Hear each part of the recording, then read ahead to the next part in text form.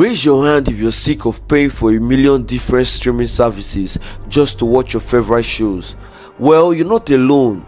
The streaming wars have turned into a full-blown battle royale for your attention and your wallet, and it's us, the audience, who are getting caught in this crossfire. In today's video, we're going to dive into the streaming wars and expose how this never-ending battle for subscribers is actually killing us.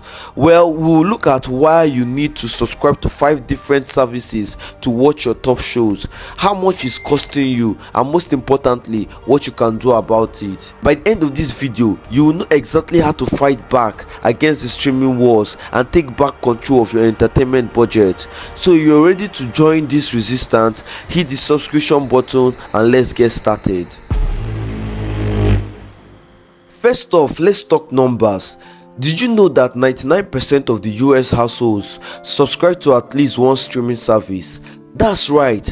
These statistics highlight that this is how deep-rooted streaming has become in our daily lives. People are no longer tied to cable subscriptions. They want flexibility and choice, and streaming services deliver just that. It all began with Netflix's bold move in 2013 to release its first original series, House of Cards. This wasn't just a gamble, it was a statement. Suddenly, streaming platforms weren't just places to watch old shows, they became content creators. This shift has led to a surge in high-quality original programming, making subscribers feel like they are part of something new and exciting. Think about it, shows like Stranger Things and The House of Dragon have become a cultural phenomenon. Now, let's not forget the role of technology. With faster internet speeds and the rise of smart devices, streaming has been made easier. You can watch your favorite shows on your phone, tablet, or smart TV anytime, anywhere. This accessibility has led to a projected growth in the video streaming market, expected to reach a staggering of $2.66 trillion by 2032. So what's next for streaming services? As they continue to invest in original content and explore new technologies like AI personalized viewing experiences, the competition will only heat up. With over 1.3 billion subscriptions worldwide and projections for significant growth, it is clear that streaming is here to stay. But here's the twist. While we've embraced this streaming revolution, we've also become victims and lab rats in this grand experiment. Each time we binge watch our favorite shows, we are feeding a machine that thrives on our data. Every click, every pause, every rewatch is meticulously tracked, analyzed, and used against us to keep us glued to the screen. It's a cycle of consumption that's hard to escape, and it gets darker. The landscape is now a battleground where every major media company, Disney, HBO, Amazon, and more, has launched its own streaming platform, all fighting tooth and nail for our attention and our wallets.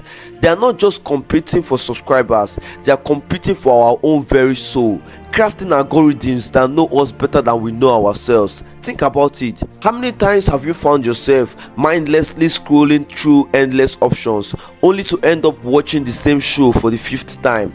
It's not just entertainment, it's a carefully orchestrated trap designed to keep us engaged and untimely addicted. We've become part of a larger narrative, one where our preferences are exploited and our privacy is a mere afterthought. The thrill of discovering new content is overshadowed by the unsettling realization that we are being watched, analyzed, and manipulated. But it now gets darker and deeper and putting your mental health at risk. It all started so innocently, didn't it? You signed up for Netflix, maybe Hulu too, and suddenly you had access to a world of endless entertainment at your fingertips. But what you didn't realize is that the moment you hit that play button, you became a target in the biggest war you never knew existed. It's like an arms race, but instead of missiles and tanks, they are stockpiling shows and movies. Netflix, Amazon, Disney Plus, HBO, they are all pouring billions into creating the most addictive binge-watching contents imaginable. They will stop at nothing to deliver the next big hit that will have you cancelling your plans and calling in sick at work just so you can find out what happens next. And then there's the emotional roller coaster. One minute you're excited about a new series and the next is cancelled after just one season. You invest your time and emotions into characters and storyline only to have them ripped away from you without warning. It's like losing a friend, one you thought would be there for a long haul. The pain of cancellation stings and you're left wondering why you even bothered to care in the first place. Now let's talk about the subscription trap. You start with one service thinking it's all you need, but soon you find yourself signing up for Hulu, Disney Plus, Amazon Prime, and who knows what else, just to keep up with the shows everyone is talking about. Your wallet feels lighter and your bank account is crying out for mercy. You're caught in a cycle of subscriptions, each one promising the next big hit but leaving you feeling empty and broke. You're left chasing after your favorite shows across multiple platforms and it's exhausting. You've got one app for your favorite drama, another for that must-see documentary, and yet another for that classic film you love. It's like a scavenger hunt, but instead of treasures, you're just left with frustration and a sense of loss. You've used everything in one place, and now you're scattered across a digital wasteland. But these people are not done with us yet. There's something more they do that plunges our soul deeper into their dark black hole. Let's face it, when you first signed up for a streaming service, it felt like a steal. A few bucks a month for unlimited access to movies and shows. Sign me up. But fast forward to today, and that initial excitement has turned into a sinking feeling in your stomach as you watch your monthly expenses climb higher and higher. You start with Netflix, then add Hulu for those exclusive shows. Now it's Disney Plus for the nostalgia, and before you know it, you've gotten a whole roster of subscriptions, each one promising for the next big hit. But all they are really delivering is a growing bill that leaves you feeling financially drained. And that brings us to the term we've all been hearing lately: subscription fatigue. Is a real phenomenon and is hitting us hard. The excitement of discovering new content is overshadowed by the frustration of watching our bank accounts dwindle. You might find yourself asking, is this really worth it, as you scroll through a sea of shows you don't have time to watch? With the average household now subscribing to 4 or more streaming services, the cost can quickly add up to over $50 a month or more. That's a hefty price to tag for entertainment, and it's no wonder people are starting to feel overwhelmed. The joy of binge watching is now replaced with anxiety over how much we are spending to keep up. The financial burden isn't just a number on a bill, it's an emotional toll. You might feel guilt for spending money on services you don't use enough, or frustration when you realize you're paying for content that's scattered across platforms. The excitement of streaming has turned into a chore, and that's not what we signed up for. As subscription fatigue sets in, many of us are left searching for value. We start to question if we really need all these services. Maybe we cancel one or two, but then we find out missing that one show that we love is painful, actually painful. It's a constant push and pull, and it leaves us trapped in a cycle of subscription anxiety. So what's the way forward in this chaotic landscape? One of the most promising solutions to the rising cost of streaming is bundling. Think about it. When you buy a bundle of channels on cable, you save money compared to subscribing to each one individually.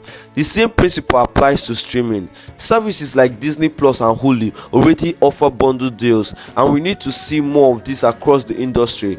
Imagine being able to get Netflix, Hulu and Disney Plus for one low monthly price. Or how about an entertainment bundle that includes HBO Max, Paramount Plus and AMC Plus? These kinds of bundling options not only save us money but also simplify our viewing experiences by bringing contents together in one place. Is a win-win for both viewers and streaming services. Another potential solution is the introduction of ad-supported ties.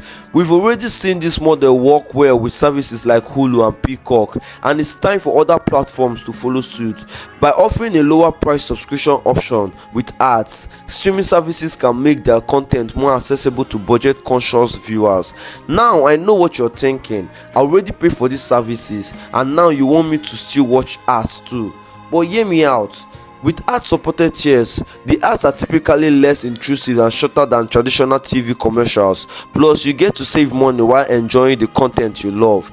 It's a compromise that could help elevate the burden of subscription costs. As we look to the future of streaming, it's clear that services need to shift their focus from quantity to quality.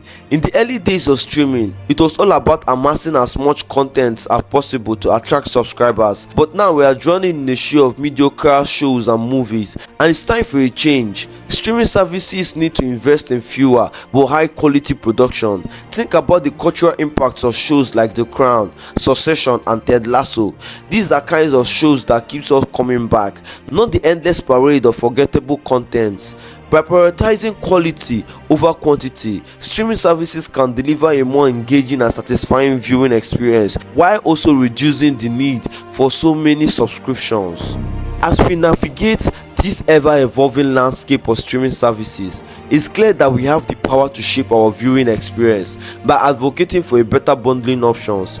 Exploring ad-supported channels and demanding higher quality content, we can reclaim the joy of streaming and make it work for us. So what do you think? Are you ready to take control of your subscriptions and demand more from the platform you love? I want to hear your thoughts. Share your ideas and experiences in the comments below, and let's start a conversation that matters. And if you enjoyed this video, I want to see more contents like this. Don't forget to hit that subscribe button and turn on the notification. Your support means the world to me, and I can't wait to bring you more insights and discussions in the future.